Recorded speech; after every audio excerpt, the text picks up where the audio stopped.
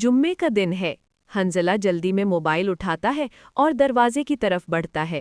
حنزلہ: باجی، میں نماز کے لیے جا رہا ہوں، دوست باہر انتظار کر رہے ہیں۔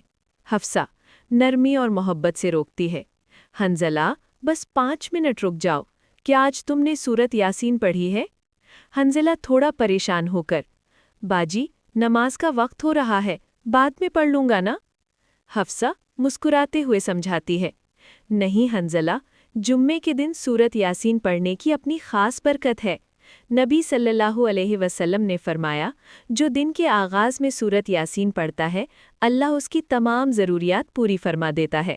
حنزلہ رک جاتا ہے، حیرانی سے: اچھا، اور میں نے سنا ہے اس سے مغفرت بھی ہوتی ہے؟ حفصہ پوری یقین لہجے میں: بالکل، جو جمعے کے دن اس کی تلاوت کرتا ہے، اللہ اس کے گناہ معاف فرما دیتا ہے اور اس کے کام آسان کر دیتا ہے۔ قرآن کا دل پڑھ کر جاؤ گے تو پورا دن سکون سے گزر